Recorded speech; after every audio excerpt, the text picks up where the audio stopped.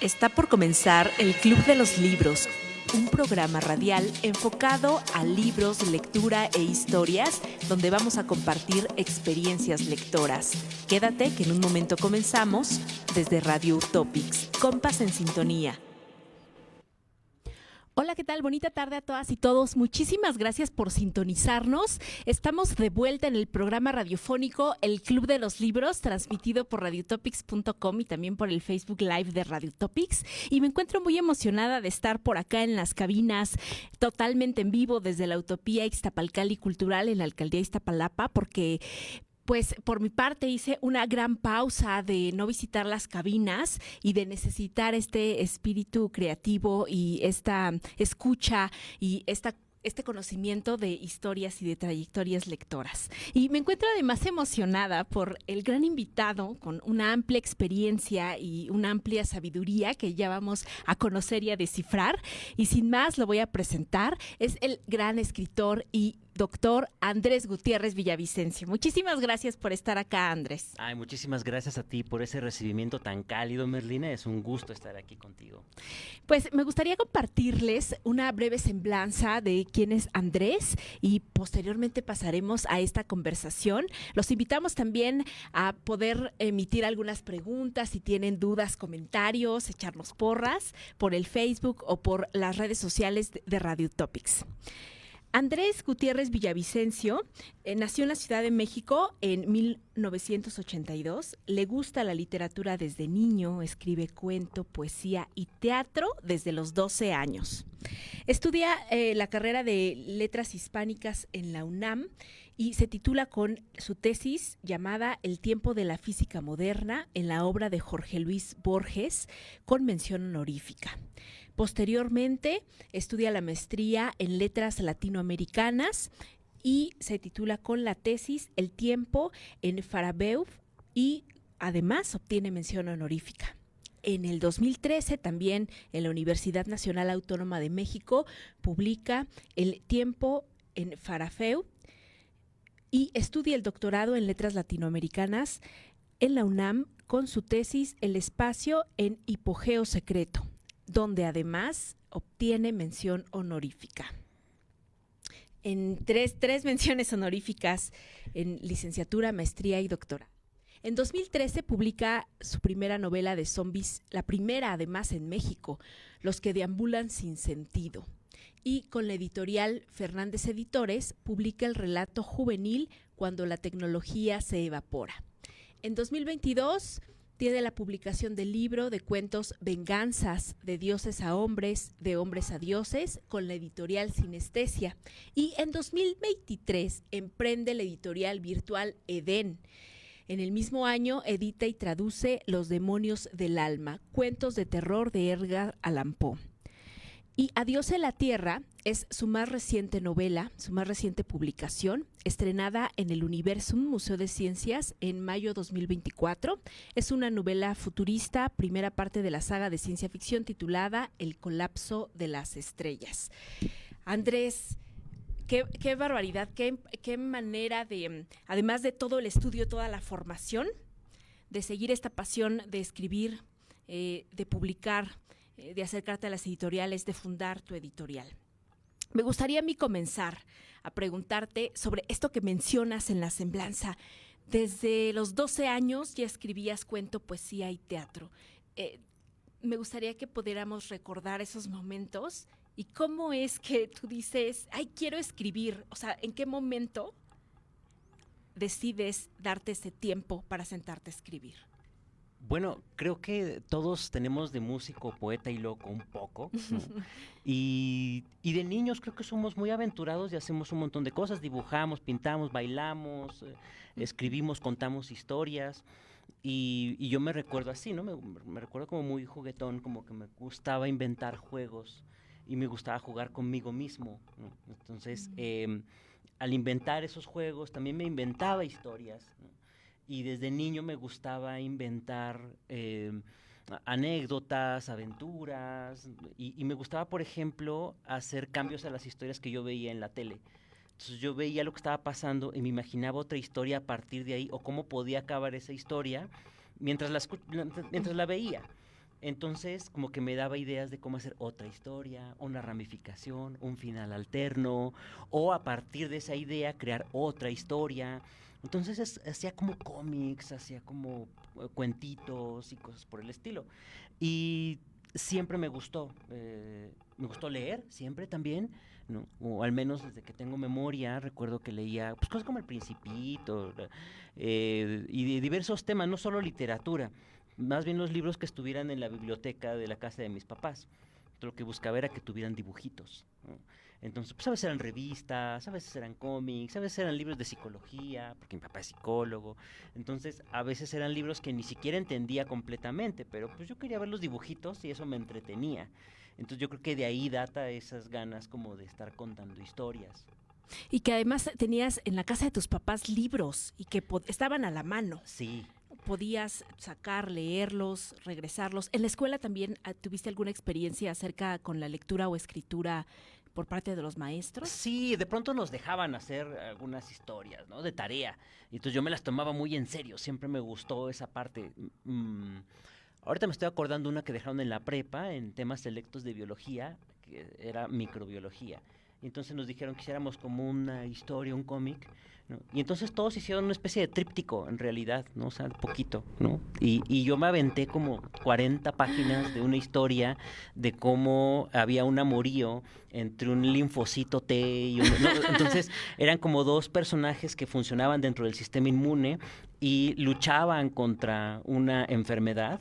Entonces como que trataba de esquematizar cómo era la respuesta inmune y a partir de eso es una historia de amor, ¿no? Además es una historia de amor como no correspondido, ¿no? Entonces como que me gustaba ese tono y a la vez tenía ese toque didáctico como de enseñar cómo funciona el sistema inmune, al menos en un nivel somero y demás, y veía dibujos de cómo se veían los virus, ciertas bacterias, ciertas células colaboradoras y demás, para que tuvieran cierta fidelidad con la cuestión científica.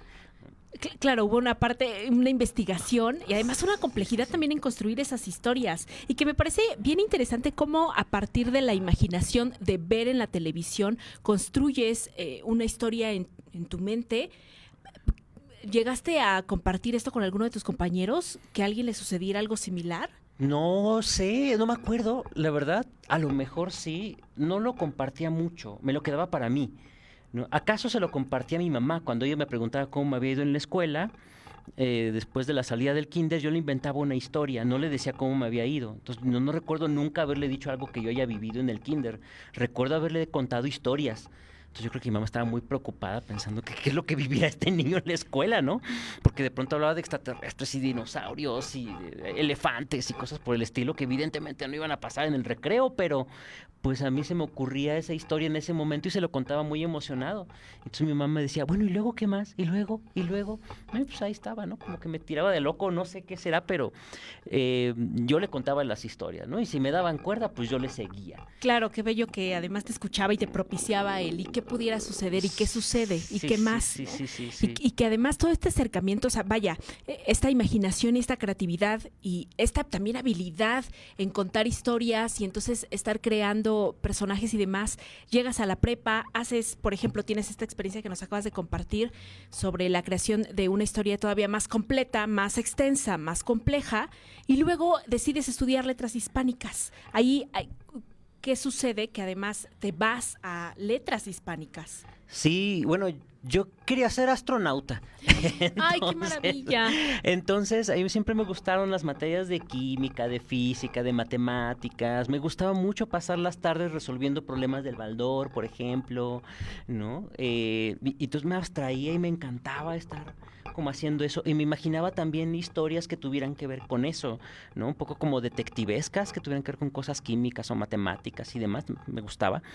Y de hecho yo pensé que iba a ser científico de algún modo, ¿no? Sí. Entonces, pues escribía al respecto y cuando tuve que escoger carrera, Yo escogí primero área 2, que es químico-biológicos en la prepa, pero me sentía como triste porque sentía que no estaba como en contacto con la parte artística de las cosas y me daba cuenta que a mí me gustaban como las ciencias un poco por toda la imaginación que me despertaban esas ideas.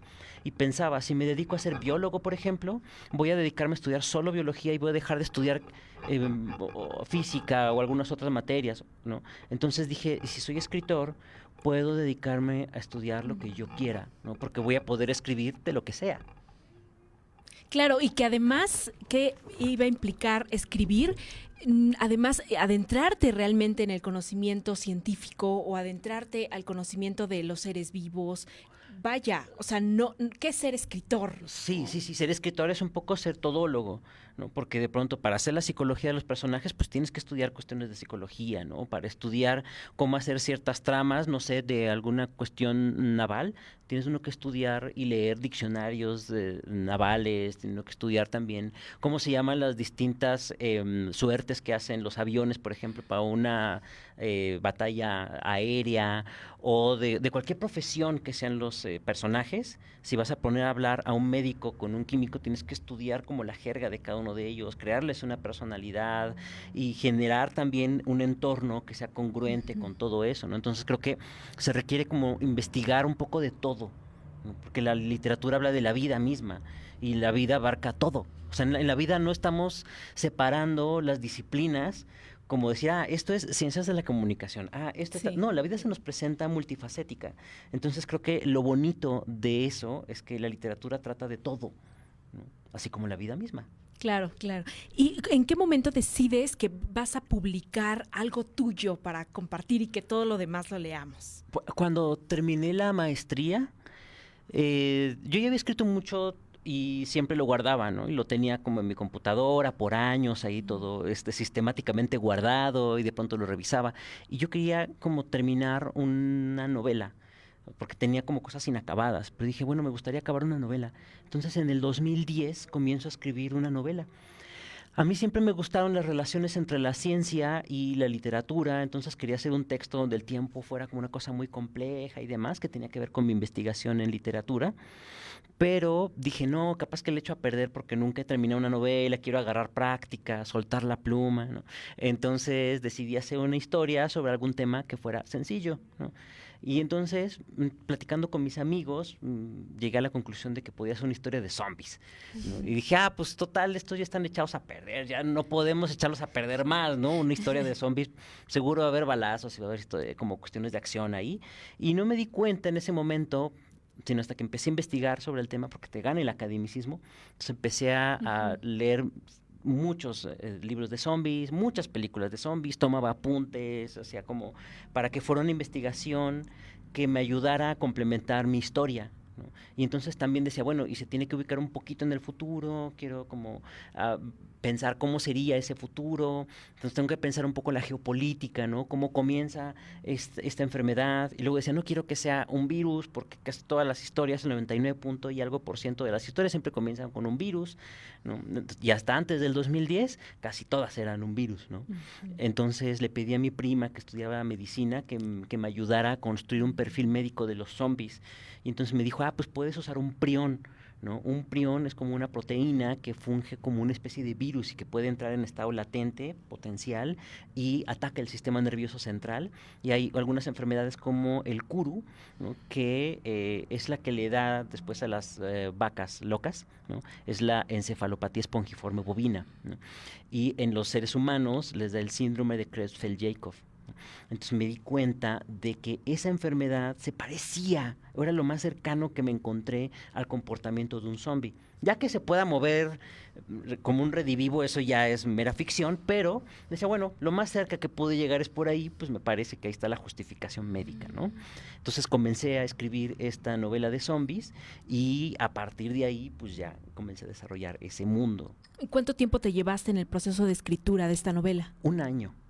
Me llevé como un año en escribir esa historia y fui como esquemáticamente avanzando, ¿no? Como que traía muy claro qué iba a pasar. O sea, tenía como ciertos nudos de la historia muy claros, entonces sabía que tenía que llegar ahí. Entonces lo que tienes que hacer es como tender un puente hacia esos nudos, ¿no? Para que llegues de la mejor manera. Entonces desde el principio ya sabía como cuáles iban a ser esos nudos y tenía ciertas dudas acerca de por dónde iba a pasar la historia, ¿no? Y eso creo que ya solo sobre la marcha te vas dando cuenta de qué es lo que va necesitando la historia. ¿Y dedicabas un par de horas diario o cómo era ese proceso? Todo el tiempo que podía, ¿no? O sea, en ese tiempo también empecé a trabajar en un centro multidisciplinario donde daban varias actividades de fitness, de artes marciales, de yoga, de danzas, ¿no? Entonces, en los ratos libres que había ahí me ponía a escribir. Entonces yo tenía ahí mi computadora y me iba como a la oficinita y ahí estaba escribiendo y ya de pronto necesitaban como que trabajar y hacer algo. Bueno, pues ya trabajaba eso y luego regresaba a escribir. Entonces fue como que sentí que el momento fue idóneo porque no me costó trabajo encontrarme los espacios para escribir, tenía como suficientes. ¿Y en qué momento dijiste, esta novela está lista? Pues cuando la terminé llegué al final de la historia y luego empecé a revisarla, le di varias revisadas y dije, bueno, ya... Cuando la terminé de revisar, se la di a un ilustrador que se llama Humberto Morales para que le hiciera unas ilustraciones y mientras yo revisaba el texto.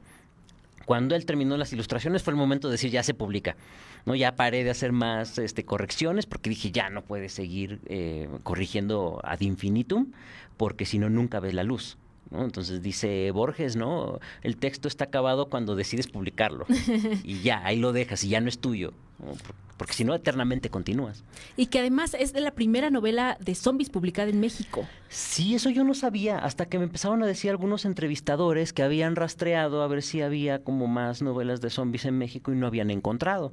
Entonces me dijeron algunos que se podía convertir en una novela de culto por esa situación. Entonces me empezaron a llamar a varios programas de radio, de televisión y demás por esa situación, ¿no? Porque era como anómalo que en México existiera una novela de zombies. Normalmente se desarrollaban en países como Estados Unidos, Francia, España, Inglaterra, ¿no? Pero en América Latina no, era casi inexistente. Ya después empezó a haber muchas más manifestaciones, ¿no? Y actualmente ya hay varias, pero en ese tiempo no. Valdría muchísimo la pena que nos pudiéramos también leerla y comprarla, ¿no? Actualmente, ¿en dónde pudiéramos conseguir esta novela? Pues está en Busca Libre, Mercado Libre, en Amazon, ¿no? Y tienen entrega a domicilio y todo, entonces ahí podrían conseguirla.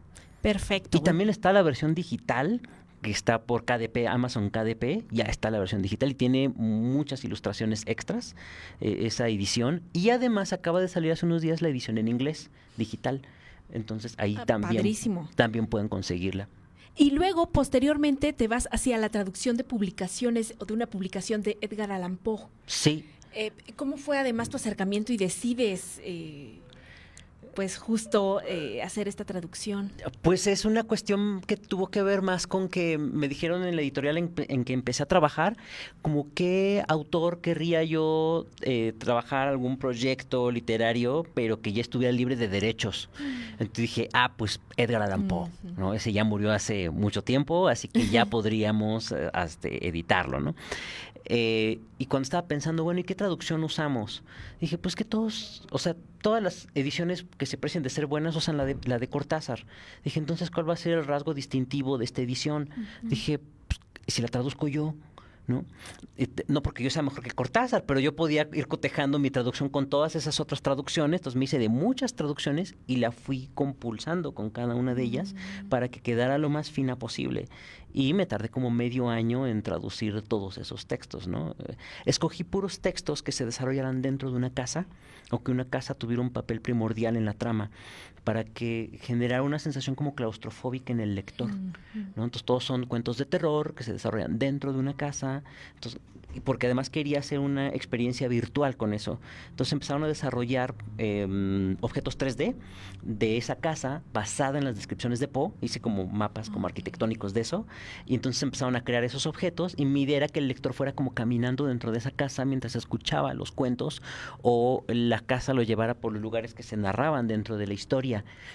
Pero después llevábamos ya tantos modelos 3D de eso que me dijeron, bueno, con todo esto ya podría salir un videojuego. Dije, pues sí me encantaría, ¿no? Por supuesto. Y entonces empezamos a desarrollar un videojuego basado en los cuentos de Poe. Ay, me encanta porque además justo lo estás pensando, o sea, desde la lectura como un movimiento, como un desplazamiento por espacios y también de tu cuerpo y mentalmente. Sí. O sea, es un juego Sí, totalmente. sí. Se trata como de pensar la literatura entretejida con otras artes, ¿no? Porque al final todo está conectado. Pienso, en el inicio de la historia de la literatura, cuando ni siquiera había letra escrita, era literatura oral. Entonces era el chamán, el viejo de la aldea, contando la historia alrededor del fuego a todas las personas de la tribu, y todos escuchando en medio de ese sonido de luciérnagas en la noche, con el fuego, la sensación térmica, la sensación del frío, la sensación del miedo de alrededor en el bosque, los animales y demás, ¿no? Y la historia del viejo con estos tonos de voz que suben y bajan, y esta pantomima y hasta esta caracterización y demás, quizás hasta danzas y demás. Entonces, no se pensaba como literatura, como un cajón, ¿sabes? Sino que se piensa como una experiencia vivencial. Y el arte tiene que ser eso. Tú no piensas que el teatro es nada más la pura representación y lo que están diciendo los actores, es la escenografía, es el espacio en el que se dan las cosas, es la iluminación, ¿no? Entonces son muchos otros elementos que se aunan a esa arte para hacer una especie de conglomerado de artes que te dan una experiencia mucho más vívida. Entonces yo pienso que la literatura debe recuperar eso. Hay muchos intentos de hacerlo también, o sea, no es como que esté uno descubriendo el hilo negro, no es lo único que existe al respecto, pero mi enfoque va por ahí, por hacer este tipo de literatura inmersiva, en la cual tengas no solo el libro, que además son libros que busco que tengan mucha ilustración, sino que también haya audiocuentos. Estamos trabajando en hacer los audiocuentos con narración de personajes diferenciados por cada uno de los caracteres que aparecen ahí, música de fondo, un diseño sonoro cinematográfico para que uno se pueda imaginar hasta los pasos, los coches pasando, las conversaciones de fondo y todo como se nos presenta en la vida, ¿no? Y también esto del videojuego, o por ejemplo en alguna otra novela que tenemos estas tarjetas de personajes, esquemas de personajes, modelos virtuales para que el lector pueda caminar dentro de esos espacios, dentro de una nave espacial, y vea cómo está constituida y pueda sentirse dentro de esa historia. Entonces yo me imagino, piensa que estás leyendo esta novela de terror y puedes ponerte por medio de la realidad aumentada dentro de estas estancias gigantescas y sentir que estás ahí adentro mientras lo estás leyendo, ¿no? Y escuchas esos sonidos de fondo de ese espacio. A mí me parece maravilloso. Sí, porque además es una experiencia totalmente sensorial y pensada, además, me parece llena de mucha generosidad, que estén todos los elementos acorde, enfocados a dar una experiencia total al otro, al espectador, al lector, a muchos. O sea, y creo que eso es vital en la creación de literatura. Sí. Luego, posteriormente, ¿hacia qué temas vienen tus otras publicaciones o hacia qué géneros son los que te han apasionado? Yo creo que el que más ha sido la ciencia ficción y el terror, como que esos dos géneros son como los que más he desarrollado, pero claro, también me gusta el drama, me gusta la novela histórica, me gusta como todo eso. Tengo cuentos que no he publicado, pero que van como por ese lado, también de erotismo, o sea, he tenido como de varias otras facetas, pero creo que donde más me siento cómodo escribiendo es como en esos dos géneros, sobre todo ciencia ficción, por justo este gusto por la ciencia, por imaginar mundos futuros, por imaginar el y si hubiera, y qué tal si por acá, por allá, en fin, como que creo que me gusta mucho pensar en mundos futuros. Eso me encanta. Pero además, los mundos futuros creo que tienen que aludir al presente también, ¿no? Es como decir, mira, si nosotros continuamos como estamos contaminando nuestro entorno, podemos llegar a este mundo que no es nada bonito. Entonces, creo que se trata de eso, también de señalar, ¿no? La ciencia ficción, hay quien dice que es un escape de la realidad y hay quien dice que en realidad es una crítica de la realidad presente. Y es una manera muy punzante de hacerte ver, de manera ácida incluso, cuál es una perspectiva de nuestro propio futuro. Entonces, es una novela de conciencia social también, ¿no? Y de conciencia humana, ¿no? Porque tienes que pensar cómo puede ser el humano en el futuro y cómo podríamos cambiar a partir de las tecnologías, por ejemplo. Este libro, por ejemplo, el que tenemos acá, es de ciencia ficción. Exacto. Que se titula Adiós a la Tierra, y que me gustaría compartir brevemente, que justo menciona: en un futuro distante la humanidad rebosa de optimismo científico y cree que pronto alcanzará el poder y la inmortalidad de los dioses. El planeta, sin embargo, está en un deplorable estado. Ya no hay agua dulce, el aire es irrespirable, la mayoría de las especies animales se han extinguido y las empresas transnacionales libran una guerra mundial para obtener la hegemonía de los recursos naturales. Bueno, y que además no dista, o sea, justo no dista mucho ni del presente ni de la realidad. Vaya, es esta apuesta a... ya me dieron muchas ganas de leerla, ¿no? Esta apuesta a otra vez preguntarnos, me surgen en ese momento mis preguntas, ¿no? Del el qué somos como humanidad, el hacia dónde vamos, el qué es el planeta Tierra, ¿no? El universo. Y esto me encanta, que además mencionas el optimismo científico, que cree que pronto alcanzará el poder. Ajá, ¿no? Exactamente. Sí, es la soberbia humana.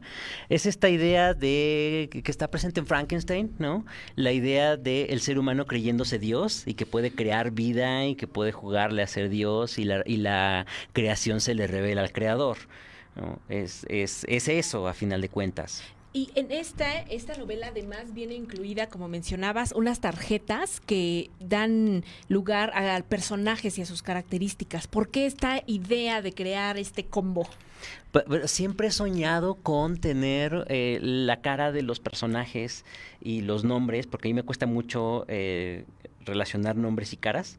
Entonces se me olvida muy fácilmente, ¿no? Y por más que presto atención y trato de dedicarle un tiempo a memorizar, me cuesta muchísimo. Yo jugando Memorama soy el peor del mundo. Mi memoria es muy esquemática. Entonces, si por ejemplo jugamos Memorama, yo tengo que ir destapando lo que voy como graficando como el 1A más el 1B, luego el 1C, 1D, y entonces voy haciendo como una especie de mnemotecnia, ¿no? 1A, señor grande, 1B, perrito, 1C, y así, ¿no? Y entonces ya voy haciendo como esas coordenadas para ubicar cuál es cuál, porque por imagen no puedo. Entonces, si por ejemplo juego con Val Memorama, ella los agarra de un lado y del otro, y me es imposible memorizar cuál está ahí dónde, y no puedo ganar, ¿no? Me es imposible. Entonces me pasa con la literatura que cuando yo leo, tengo que estar haciendo esquemas para recordar quién es quién. Entonces siempre que lo estoy haciendo esquemitas de, Fabiola es la hija de Leobardo, ¿no? Entonces, y digo quién es, ¿no? Y con quién está relacionado y todo esto.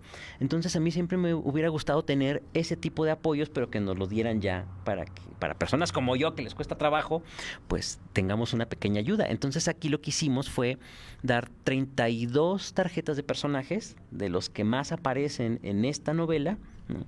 Y atrás poner sus características, sus hobbies, como cosas extras, ¿no? Para que los lectores interesados puedan como ahondar en ello.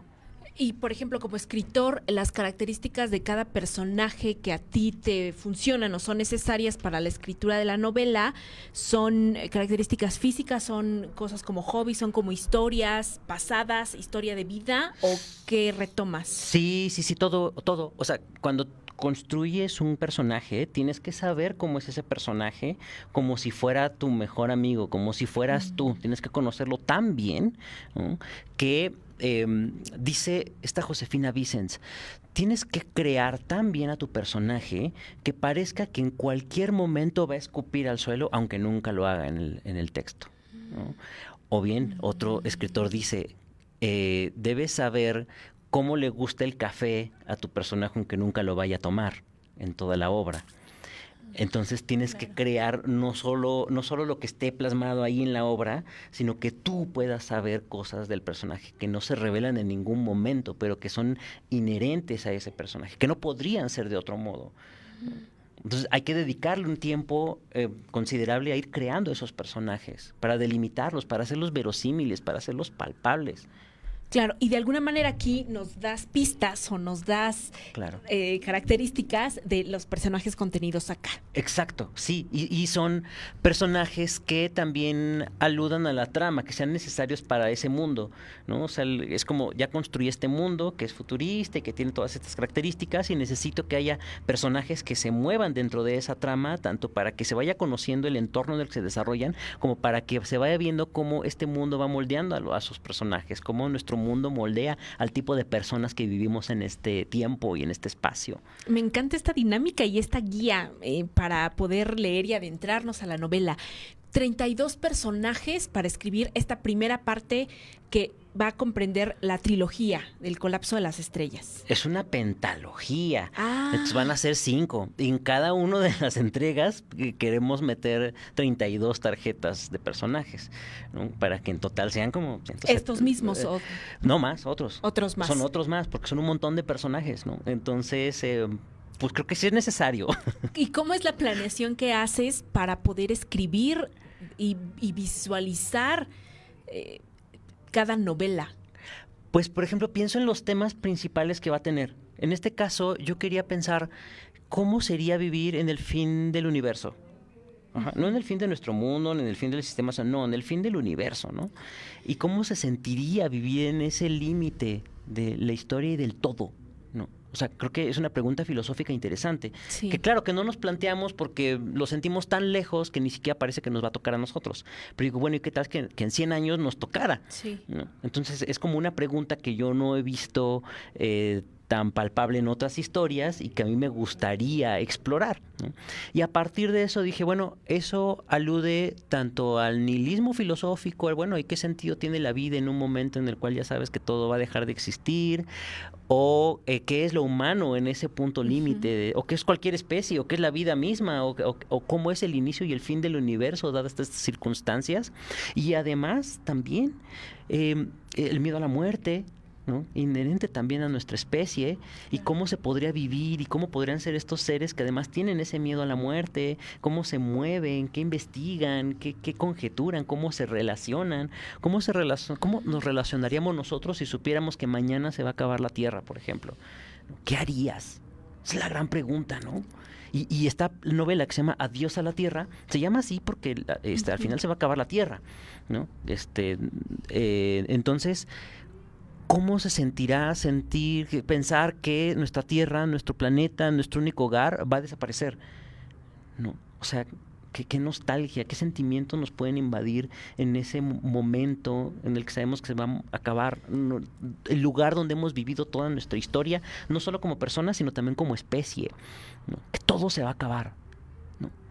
Esas son como preguntas que yo me planteaba en un principio y de ahí van derivando muchas otras. ¿Cómo se desarrolla esa tecnología que está en ese momento? ¿Qué personajes son los que la desarrollan? ¿Cuál es su psicología? ¿Cómo se entrelazan los personajes? ¿Qué se van a encontrar allá afuera en el espacio? Y que me ayuden a resolver otras dudas que yo tengo, como al respecto de dónde está el límite entre lo humano, lo robótico, lo divino y lo extraterrestre, ¿no? Y a lo largo de la saga se van a ir diluyendo esas fronteras, ¿no?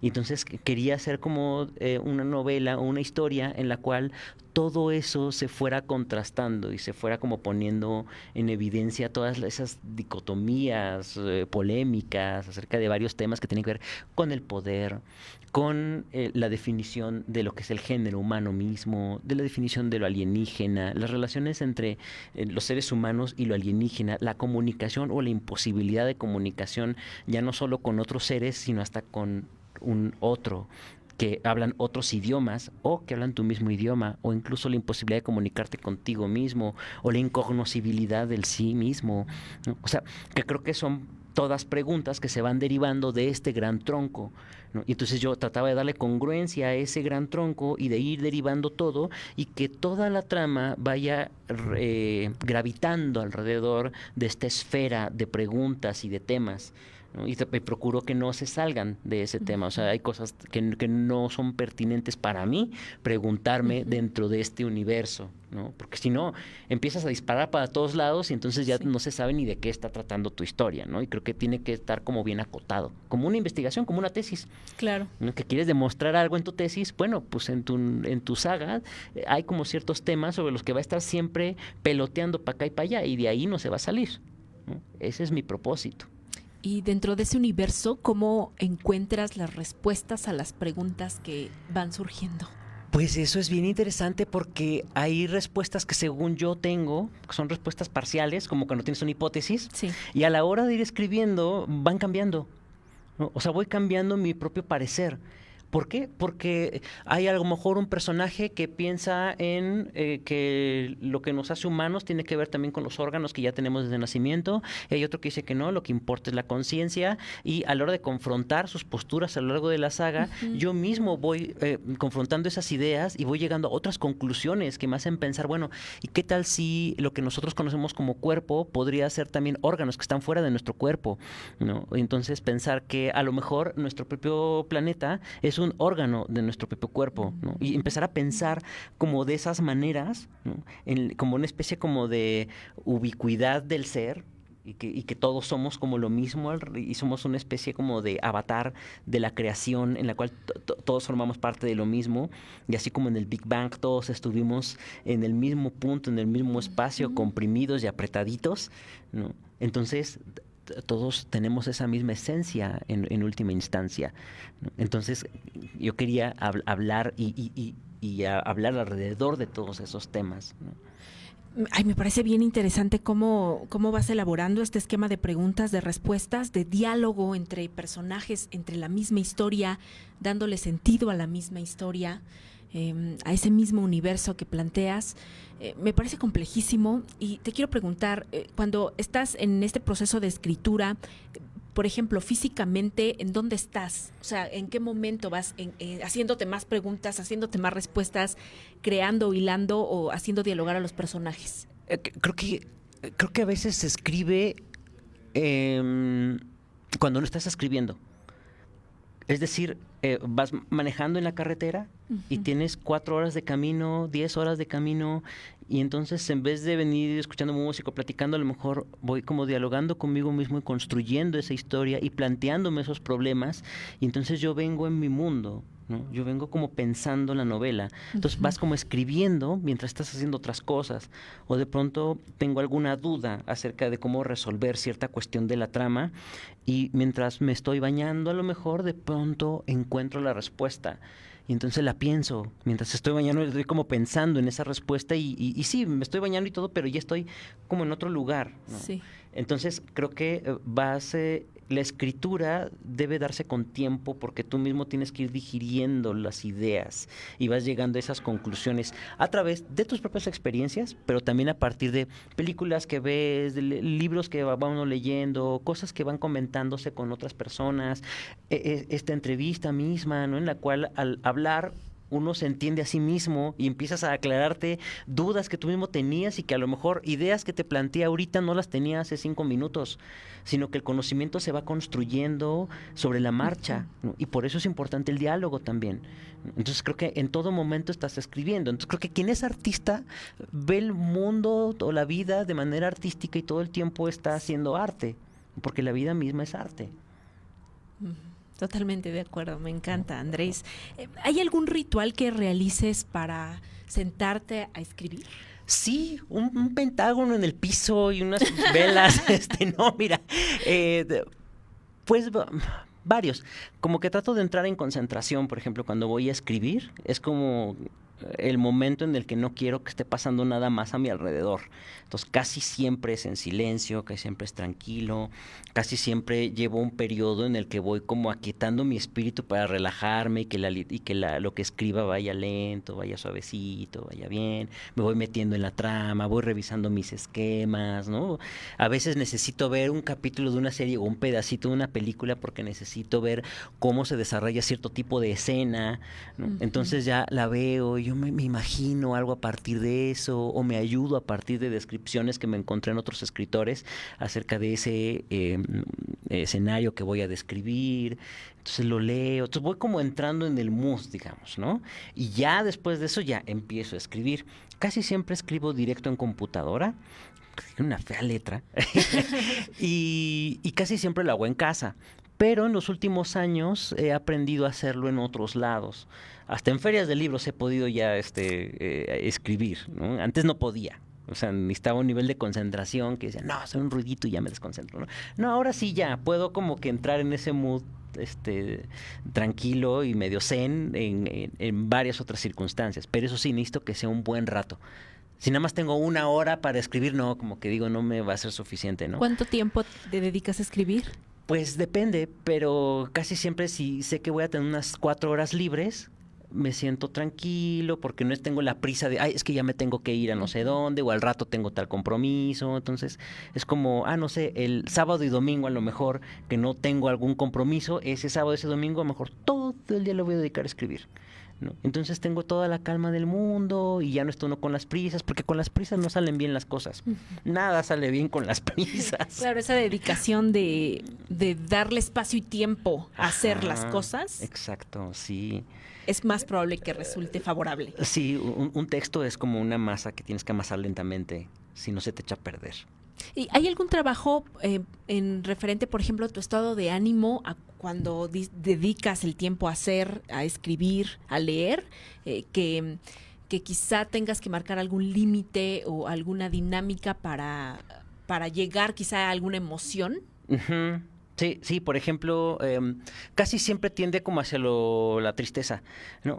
Entonces, como que entrar en ese mood como de tristeza a veces implica escuchar, no sé, la sonata al claro de luna de Beethoven, ¿no? Una cosa así, empezar a escuchar esa música, o yo mismo tocar un ratito música y me voy como apaciguando, entrar como en ese mood como de tristeza, de melancolía, que creo que es como el que más me gusta como para escribir. Aunque también puede eufórico y también puedo de otras maneras, pero creo que ese mood me ralentiza hasta el latido del corazón, ¿no? Entonces me ayuda a sentir más profundamente las cosas del mundo. Y ya cualquier cosa que pase, ya hasta uno quiere llorar, ¿no? Y eso ayuda un montón a que la sensibilidad esté a flor de piel. Sí. Y realmente lo que pase o lo que esté pensando me erice la piel, por ejemplo, ¿no? O estoy escribiendo algo y empiezo a llorar realmente de lo que está ocurriendo, o lo siento muy fuerte, o realmente me duele tener que matar a un personaje, y porque realmente son personas con las que has convivido y las has construido hueso a hueso a lo largo de meses, y de pronto decir, ahora tengo que matarlo, es una decisión muy fuerte. Es Dios decidiendo, hasta aquí llegaste tú, ¿no? Entonces, sí, tu propia creación. Ajá, exacto. Y quizá algo de ti mismo. Sí, porque todos los personajes tienen alguna cuestión tuya, ¿no? Es como inevitable. Es más, cada uno de ellos es casi una admonición de un aspecto tuyo, ¿no? Sí. Y que exagerado quizá, ¿no? Pero ahí está, ¿no? O de un ser querido. Entonces hay elementos de seres queridos que están en ese personaje y uno le mete también de su cosecha. Entonces de pronto tener que despedirte de eso, híjole, tiende a ser difícil. Y cuando lo vuelvo a leer, ese fragmento me vuelve a venir a la mente esas imágenes y esa sensación de estar en esa escena viendo ese final, ¿no? Y esa relectura yo pienso que además tiene que ver con... Es decir, si vuelve a provocar esa emoción es porque se hizo de la manera... Con un sentido de verdad, ¿no? Y que solo así, ahorita que me recuerdas este momento de vulnerabilidad al escribir, solo así, teniendo la emoción a flor de piel, se puede transmitir. Sí. O sea, creo que además ahora para mí me provocas el leerte, saber que hay algo verosímil y que por supuesto al otro lo va a emocionar y a conmocionar. Claro, que debe haber como mucha honestidad en lo que estás escribiendo, ¿no? No debe sentirse como artificioso. Entonces, yo no estoy escribiendo pensando, esto le va a gustar a cierto tipo de lector, ¿no? Esto lo hago porque es comercial, ¿no? No, lo hago porque me parece como la manera más honesta de relacionarme con el mundo, ¿no? Y contar historias que a mí me hagan sentir más el mundo también, ¿no? Entonces, Adiós a la Tierra, por ejemplo, es como un homenaje para mí al amor que yo siento por la Tierra misma, ¿no? Y es como decir, imagínense que perdiéramos nuestro planeta, ¿no? A pensarlo a mí Sí. me descorazona tremendamente, ¿no? No sé qué sensaciones levante, pero a mí al menos me hace sentir demasiado impotente, ¿no? ¿Y qué fue lo más revelador o algo de lo más revelador que sucedió al escribir Adiós a la Tierra? Pues que me di cuenta de que yo sé que siempre decimos, no, todo está conectado, y es como casi una frase cliché, pero cuando lo vives, no es lo mismo decirlo que sentirlo, ¿no? Hay varios personajes que son de varias regiones del mundo y se desarrollan en varias partes del mundo también, incluida México, pero pues aparecen muchas otras regiones del mundo, y me di cuenta de que quería más a este mundo de lo que me esperaba, ¿no? O sea, al final terminé amando más a la Tierra después de escribir esta novela. Entonces, y me dieron más ganas de investigar más sobre ciencia, y me dieron más ganas como de leer otras cosas de ciencia ficción. Entonces, como que me ayudó a revolucionar esa parte de mí, y eso para mí es revelador, porque pues a lo mejor tu impulso inicial, mi impulso inicial era justo hablar de este amor por la Tierra, y al terminar, sí fue eso, pero me ayudó a mí mismo a hacer que fuera más fuerte, ¿no? Y esa es una revelación también, ¿no? Porque escribir lo cambia a uno, más que a nadie más. O sea, escribir es catártico. Escribir es para sacar tus demonios, para sacar tus traumas, para sacar todo aquello que te hace sentir mal o con lo que no estás conforme. Y al hacerlo es como que ya liberas, ¿no? Y ya te sientes otra vez como en paz, en sintonía, en armonía. Y darme cuenta de que cada libro es como una terapia y es una etapa de mi vida.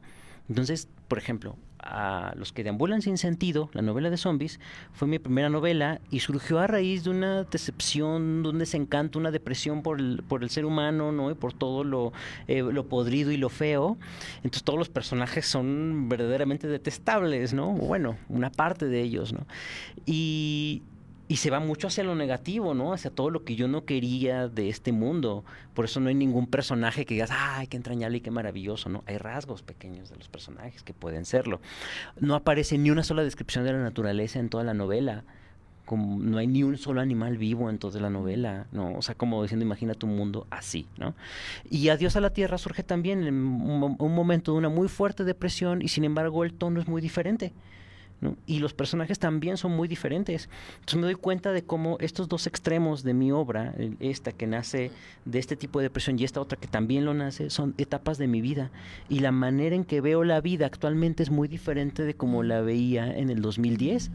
Y entonces contrastar eso también es una revelación, porque es que son como, cada obra es como una rebanada, una radiografía, no, una tomografía de cómo eres en ese momento. Claro, en ese cómo soy, ¿no? Cómo pienso, cómo actúo, cómo me dirijo. Mis convicciones, ¿no? Si a lo mejor en aquel momento yo pensaba que para eliminar todo lo execrable de lo humano había que eliminarlo de tajo, de raíz, y ahora quizá pienso que también existe la redención, que existen las segundas oportunidades, que existe la purificación, que existe el cambio mediante la no violencia, y exploro toda esa parte de, si nosotros queremos construir un mejor mundo, tenemos que hacerlo basándonos en los presupuestos de ese mundo que queremos construir. No podemos generar un mundo sin violencia con violencia, diciendo, pues vamos a derrocar a este líder violento y autoritario por medio de la violencia, porque entonces estamos cavando nuestra tumba también, porque estamos marcando cómo va a ser nuestro propio fin, que también será violento.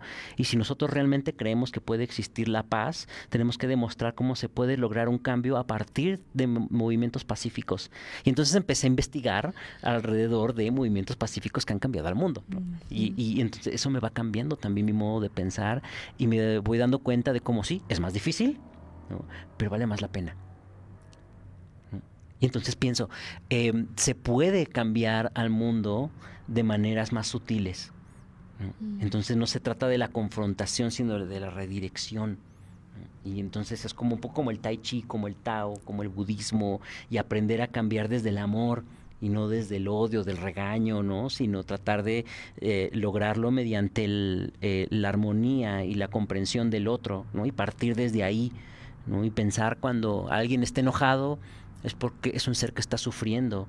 Entonces tratar de entender eso, y ya no ves así, ya no ves mal al que te está mentando la madre en el tráfico, a quien se enoja, ¿no? A tu pareja, a tu familia, que está molesto si te regañan y dices, eso es un grito de impotencia y es un sufrimiento y tengo que entender ese sufrimiento. Y a partir de eso, ¿no? Que es como una manera muy budista de ver la vida, también me ha cambiado mi manera de relacionarme con el mundo. Y sigo en un constante aprendizaje, creo que nunca terminamos, ¿no? Y también hay vaivenes, ¿no? Nunca es como que una recta que vaya siempre hacia la iluminación y alcances el nirvana y ya. A veces te bajan del nirvana de un sopetazo, ¿no? y bajas otra vez al inframundo, pero buscas como llegar a ese punto, ¿no? Sí, claro. Y creo que justo mi siguiente pregunta es sobre este consejo que les puedas dar a las personas que tienen el impulso de poder decir, crear, poner sus ideas sobre el papel. ¿Qué les pudieras compartir? Incluso muchos de los que nos escuchan, que también nos han comentado sentir esta sensación de querer expresarse. ¿Qué pudieras recomendarles a esas personas que tienen ese impulso? Te voy a hablar de la filosofía de la lentitud. Creo que actualmente vivimos como muy apresurados todo el tiempo, y entonces todo el tiempo queremos como que ya salgan las cosas, ¿no? Y creo que nunca nada sale en la rapidez, ¿no? El universo no se hizo en un día, ¿no? Entonces creo yo que quien quiera crear, que se dé su tiempo, que se relaje, que se calme, que aprenda a sentirse en contacto con sus emociones, y que a partir de ahí sinceramente diga, a ver, ¿qué es lo que yo quiero transmitir? No qué es lo que necesita el mercado, no qué es lo que necesito vender en la librería o en Spotify o en alguna otra empresa, no, ¿qué necesito yo para expresarme y sentirme bien, ¿no? Y a partir de esa especie de análisis de autoanálisis, de conciencia, poder generar con toda la calma del mundo, porque estás creando un ser, ¿no? Un ser artístico si quieres, pero crear una melodía, crear una pintura, bailar, por ejemplo, debe ser de este lugar honesto. Si tú bailas pensando que te está viendo la cámara y cómo te ves, estás perdiéndote lo terapéutico que es la danza. Y si danzas sin temor al ridículo, ¿no? O sea, si piensas que estás expresándote según lo que tu cuerpo te dicta en ese momento, no importa.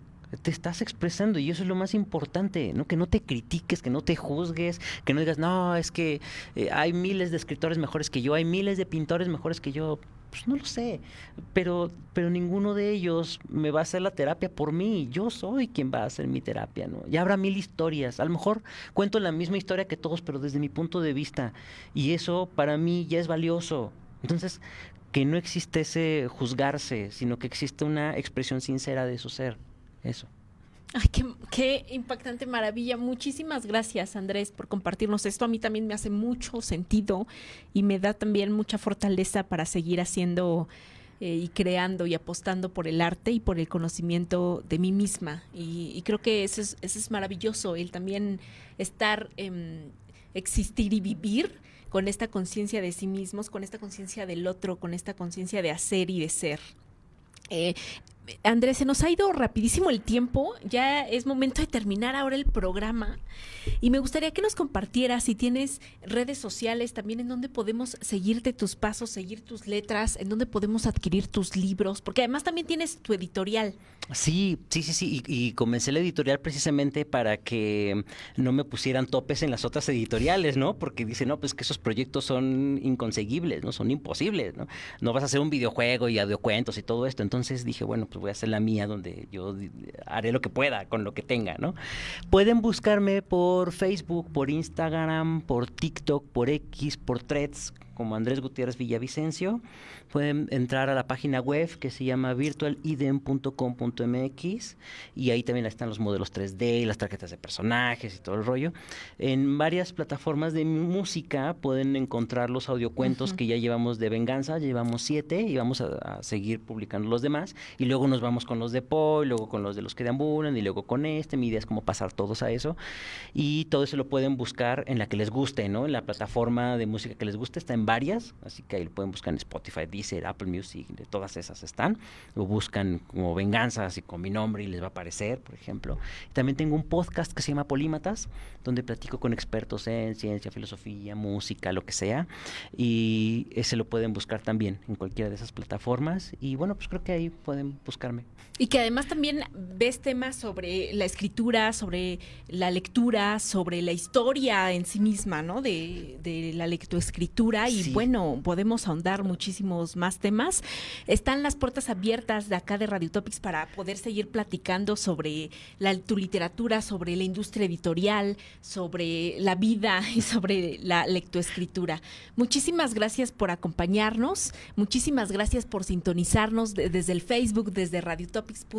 Yo estoy agradecidísima y contenta por esta experiencia, por co-crear en este momento en conjunto, por compartir esta forma de pensar, porque además te veo y te escucho y eres inspiración, Andrés. Esta forma en como dices y haces y sostienes tus ideas y tu manera de ver el mundo y de crear personajes y de crear y compartir desde lo honesto, de crear y decirnos, vamos a pensar sobre la existencia humana, sobre la vida, sobre nuestro planeta, sobre la Tierra, vamos a crear en conjunto, vamos a reflexionar y dar respuestas. Es invaluable lo que haces y además el seguir escribiendo con mucha energía y decir, bueno, la industria editorial tiene esto, pero yo quiero proponer no solo además escribir y que leer, sino voy a proponer otras ideas creativas de leer el mundo, de crear personajes, de jugar, de oír, de darte maneras en que también tú puedas reflexionar conmigo. Es bárbaro tu generosidad y me parece también una apuesta revolucionaria. Gracias, Andrés Gutiérrez Villavicencio con la editorial Edén y sigamos leyendo. Muchísimas gracias y muchísimas gracias a todas y todas por sintonizarnos en este programa radiofónico El Club de los Libros, los viernes de 3 a 4 de la tarde. Nos seguimos encontrando por acá desde las cabinas de Radio Utopics. Que tengan una bonita tarde.